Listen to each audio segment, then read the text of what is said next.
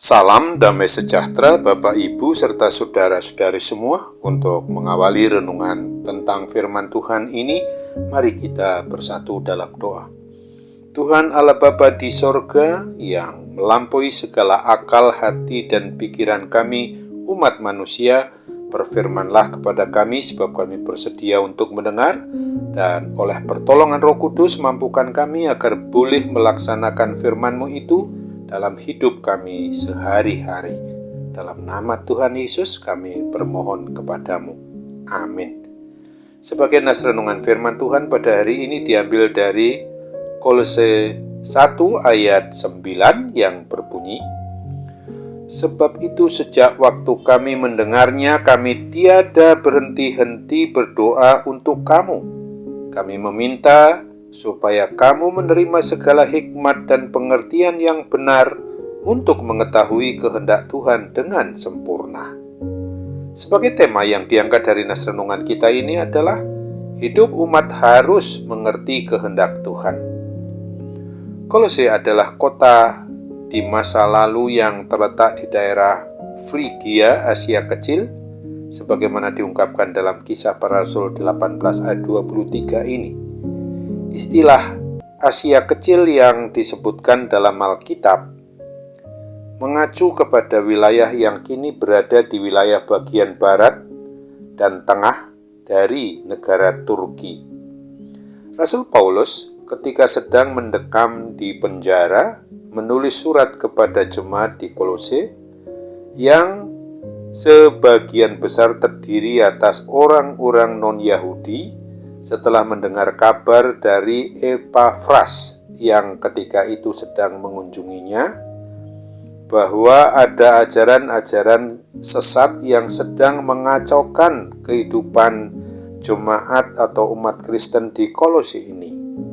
Hati Rasul Paulus pun terbeban untuk mendoakan mereka dan terdorong untuk menulis surat kepada mereka. Alkitab menyatakan bahwa Rasul Paulus dan rekan-rekan sepelayanannya bukan hanya sekali atau dua kali berdoa bagi mereka, tetapi tiada berhenti-henti berdoa untuk mereka. Ini menunjukkan bahwa umat Kristen atau jemaat yang di Kolose ini mempunyai tempat yang istimewa di hati Rasul Paulus. Apa inti dari doa Rasul Paulus bagi jemaat atau umat Kristen yang ada di Kolose? Yaitu supaya mereka menerima segala hikmat dan pengertian yang benar menurut kebenaran firman Tuhan. Hikmat yang dimaksudkan adalah hikmat Tuhan, bukan hikmat umat manusia. Hikmat Tuhan itu melampaui kemampuan akal, hati, pikiran umat manusia, sedangkan hikmat umat manusia itu terbatas pada kemampuan akal pikirannya. Tujuannya agar mereka mengetahui kehendak Tuhan dengan sempurna. Kehendak Tuhan yang dimaksudkan di sini adalah pertama, sesuai dengan apa yang diungkapkan dalam Kisah Para Rasul 4 ayat 12, bahwa kita harus mengerti tentang rahasia Injil, yaitu Allah Bapa kita menyediakan jalan keselamatan bagi umat manusia di dalam pribadi Kristus. Ingatlah akan apa yang dinyatakan di dalam Efesus 3 ayat 12. Di dalam Dia kita beroleh keberanian dan jalan masuk kepada Allah dengan penuh kepercayaan oleh iman kita kepadanya. Kedua, bagaimana kita orang yang beriman percaya kepada Kristus ini harus hidup. Di dalam Efesus 5 ayat 1, 8, dan 9 ini menyatakan, jadilah penurut Allah dan hiduplah sebagai anak-anak terang, karena terang hanya berbuahkan kebaikan dan keadilan dan kebenaran. Ketiga, merespons panggilan Tuhan Yesus untuk melayani Dia. Ingatlah akan apa yang dituliskan dalam Filipi 1 ayat 21-22. Kita bisa contoh dan teladani Rasul Paulus yang sama-sama dapat berkomitmen. Karena bagiku hidup adalah Kristus dan mati adalah keuntungan. Tetapi jika aku harus hidup di dunia ini, itu berarti bagiku bekerja memberi buah. Amin. Mari kita kembali bersatu dalam doa. Tuhan Bapa di surga, terima kasih untuk kebenaran firman-Mu yang boleh kami renungkan saat ini, bahwa kami sebagai umat manusia yang adalah milik Kristus, tentu saja harus mengerti betul bagaimana kehendak Tuhan itu yang memang harus kami berlakukan dalam kehidupan kami.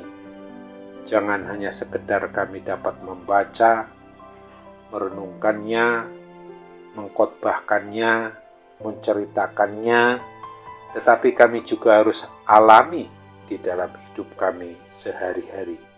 Bapa yang Maha Baik, kami hendak serahkan juga seluruh hal yang menyangkut aktivitas pelayanan kami yang di dalam kehidupan sehari-hari, di rumah, di luar rumah, di pekerjaan, dan di mana saja kami melakukannya. Tentu kami ditantang oleh berbagai hal yang memang bisa saja menghambat pelayanan, apalagi yang berkaitan dengan keadaan sakit penyakit yang sedang melanda, sedang menerpa kehidupan kami ini. Bapa, kami mohon pertolongan-Mu melalui sarana untuk perawatan maupun diagnosa dokter, memungkinkan obat yang dipergunakan, kemudian boleh memungkinkan kami dapat menerima adanya kepulihan dan kesembuhan dari segala gangguan sakit penyakit apapun juga, baik penyakit yang berkepanjangan maupun penyakit yang memang hanya sepintas boleh menerpa diri kami. Kami percaya bahwa Tuhan akan memberikan apa yang memang layak menurut kehendak-Mu, bukan menurut kehendak diri kami sendiri. Bahkan suara-suara kuasa kegelapan, suara setan iblis, kiranya juga Tuhan senantiasa berikan kemampuan kepada kami untuk melawannya dengan kebenaran firman-Mu itu sendiri. Dan hanya dalam nama Tuhan Yesus, terimalah doa kami dan sempurnakan serta kabulkan menurut kehendak-Mu. Amin.